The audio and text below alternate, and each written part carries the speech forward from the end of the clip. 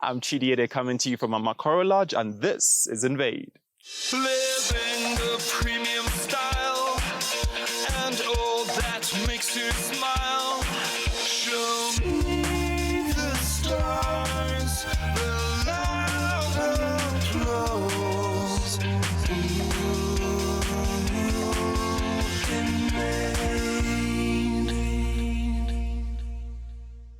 Luxury, family, and true African excellence. There's so much to see at this lodge. Welcome to Amakoro.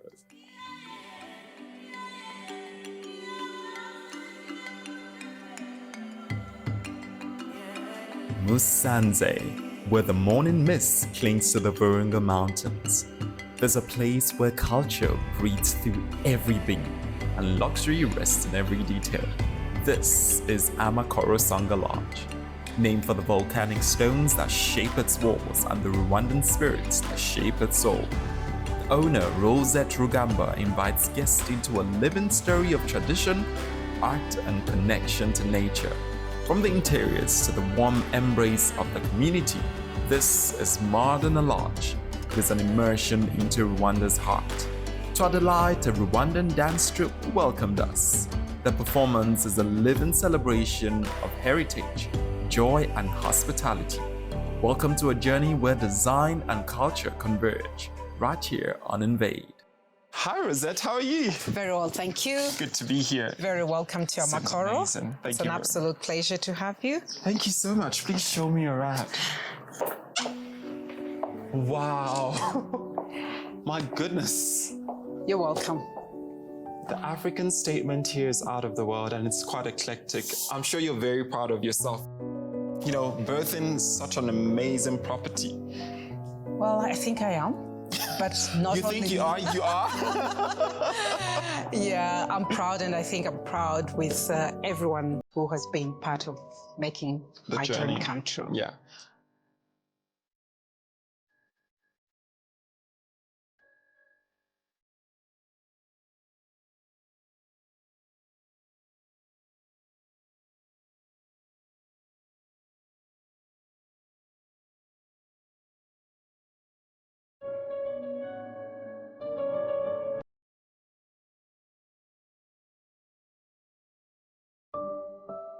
Well, Rosette, this place looks amazing. You already know, I'm sure a lot of people have told you, but you know, there's an African statement here. How do you want to represent the Rwandan culture, you know, in this lodge? First of all, the inspiration started from the fact that we called it Amakoro, and Amakoro is volcanic rock. So in thinking of the inspiration, it wasn't only about the features that you're seeing now, but it's really what is the story behind. Volcanic rocks in Rwanda were volcanic rocks. They were not useful. But as you walk in, we're now using them as parking, using them as for the construction, and but most importantly, creating jobs. So that's how the inspiration started. But what was I looking for? I was looking for something very authentic, that when tourists travel, they want to feel which country are they in. So for me, it was really a journey of discovery, but it's a journey also of being a disruptor and actually saying, how do you blend authenticity with luxury? Yeah. How do you introduce luxury, but again, using the best of Rwanda? And that's why you're going to see a lot of baskets, you're going to see the brickwork, the woodwork, everything here, most of the things, without really saying everything, most of the things were really done with a story behind, from the bed. Who made it? How was it made? But all that put together, thinking differently. If you look at the bulbs, that is a different way of actually creating a bulb. If you think of the lighting here, it was done by somebody who, it was not just about bringing lighting, but it's also building the skills in the country. And that's how it all unfolds. But at the end of the day, it is, how can I make people come and enjoy the space? Because space is something that we don't take for granted, but at the same time, feel like you are in Rwanda. But we were also very, very important to say, can somebody feel like they're not in a hotel? They're at home. That's how I feel. And that's really what if you look at the landscape, if you look at, literally I had a hand in everything in order to make sure that if I was the guest and I came here, you know, would I really feel at home? Yeah. Most of the meals are done outside. People can have privacy, or they can have time together, and that's what Rwanda is all about. Yes. But it was also about celebrating where we've come from as a country, and then saying, how do we showcase and bring a new image of Rwanda? Because if you look at all the luxury hotels around here, very few are owned by Rwandese. So congratulations for actually disrupting that. If you look at the mat, this was designed by local Rwandese women. Some of the things are done by our Women Association. So it was a blend of actually saying, yes, we will bring the best of Rwanda, but we'll also try to add a bit of skills to make sure that we can help to showcase the skills that they already have. That's great. So you brought in the community effort also into the lodge. I think that is very commendable. What's truly special is how the women not only play an important role in the artisanal skills at the lodge, but they do with so much joy and sometimes even dancing as they go along. You know, you spoke a bit about you wanted your guests to feel peace. What design experience do you also want them to have? Were you looking to create like that selfie lodge where you come here and then there's no way you're not bringing out your phone? You know, how did you want them to perceive the design of the place? To be honest, I didn't have to think hard. And this lodge, we opened Amakoro in 2016. It's been 9 years. Wow, but congratulations. Thank you. But it's been 9 years of starting one cottage, testing it, because again, as I said, it was about, originally it started by me thinking and saying, how can I create a lodge? Remember, what I didn't say at the beginning is that the whole inspiration of the lodge was really to, we are the closest lodge to the Virunga, where the mountain gorillas are trekked. So you can't also forget that as an inspiration. And but in also being close to where the gorillas are, it was also to say, what is so beautiful in this space? And the things that you first look, what made me come here was the surrounding of the mountains. You're surrounded by 5 beautiful mountains. And when I came looking for this site, the whole, what you're seeing now as the gardens was actually rocks. And you've been taken where the whole architectural drawings and everything started, because we'd be sitting by the rocks. Yes. And that's why we've left those rocks, so that we don't ever forget where we came from. And so I would look around, see the mountains, see the space. There was no tree. And what you're seeing now is a combination of the guests and ourselves planting over 4,000 trees. Now being part of the reforestation. Again, everything linked to why we're here. We're near the gorillas, so we must keep the habitat. Yes. So it's just as all that was unfolding, but always saying the best part of this lodge is outdoor. Yes, I believe that. So the beautiful. outdoor you needed to make sure that you actually ensure that even when you're inside, you feel like you're outside. Yeah. And that's why the windows are big. The grass touched was again to bring it back to where we come from.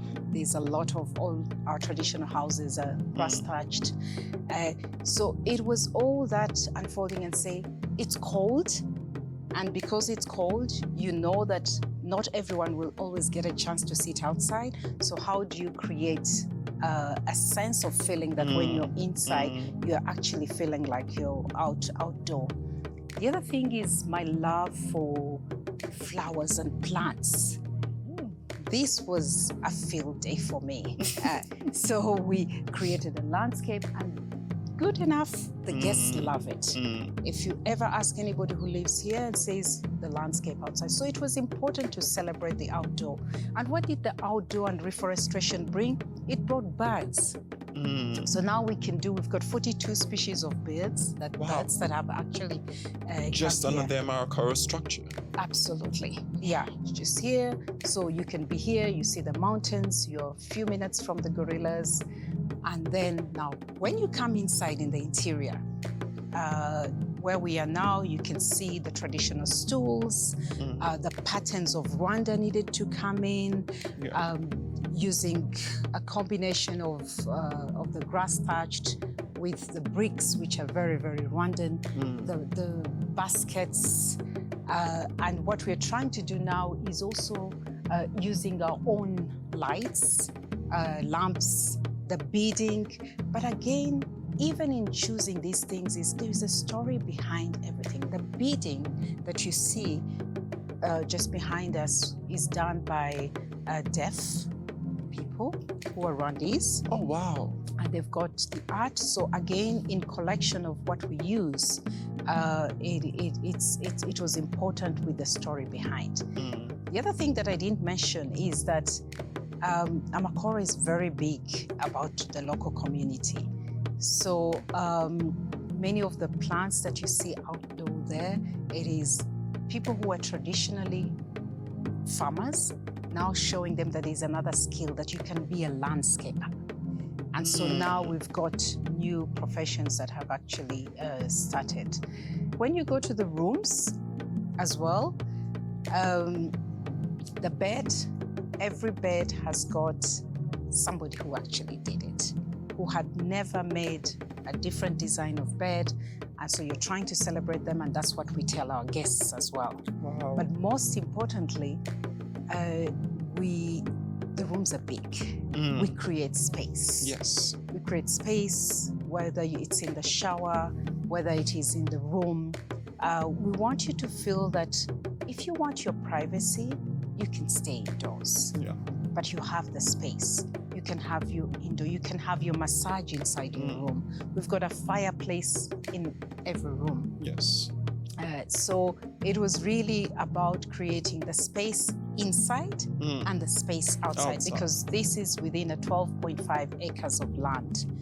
And that's what people really are enjoying. That is a lot. Well, thank you so much for that extensive conversation, Rosette. You know, there's also one thing I think it's important to mention to the audience. Talk to me about the tree planting by the guests and all of that, because I think we should plant one. Absolutely. We name it Invade. Absolutely. One of the things we ask our guests is, while we wanted to have reforestation, and that blends in very well with what Rwanda Development Board is actually doing, extension of the national park, but we actually wanted also within the 12.5 acres. We have 10 cottages, so really we cover most of the space is either trees or I hope you have visited our gardens where we get our food from as well. I should actually. Yes, yeah. So we've also got a designated part of the land so that our food is from, as we say, is from farm to table. It's organic, and especially with the very, very rich volcanic soils of of this area. So we just thought, why are we doing this on our own? Because when we started, we were planting trees on our own. What I must honestly say, even initially when we were planting, we just planted the trees that I loved. Then we realized, big mistake. No, we've got to actually bring back indigenous. So we had to cut everything and then start again. And then we thought, oh God, why don't we invite our guests to be part of this story? And my goodness, it's been amazing. It's amazing how people want to be part of the environment. Yes. And it's created an attachment to Amakoro to the extent that we have put a staff member to give a follow-up on how well your tree is doing. Now So that is a guest experience. Yeah, so the tree has got to have a name. And we've had situations where some guests, we had two really very touching situations where one of the guests was on his last journey of life and came with his daughter, and they planted the tree, and that's when he revealed and then told the daughter to come back regularly to check on the tree. And he's since passed away. So some things are very emotional. Another one was when the husband and wife was supposed to be coming on a holiday, and the husband died before the holiday. They came as a group, and the other group members didn't know. When it came to planting the tree, she took off a gift that the husband had given and put it in the tree. So, and this is the beauty about the industry we're in, that what would have started as a place that you're thinking people need to come and relax, it connects and brings other connection. So for that client who left the backhoe inside, there will be always a connection and a memory of the husband. And that is what Amakoro has been able to achieve. No, thank you so much, Rosette. I'm sure that this has been an incredible conversation for me and, of course, for our audiences. It's been a great pleasure having you staying here. Beautiful, the designs out of this world. Thank you so much, and we hope to be back here pretty soon. I will be very happy to welcome you back, and thank you so much for coming to Amakoro. Amakoro shows that sustainability and luxury can share the same heartbeat. Every design choice here not only honors the land, but also uplifts the community, creating spaces that feel both deeply rooted and freshly refined.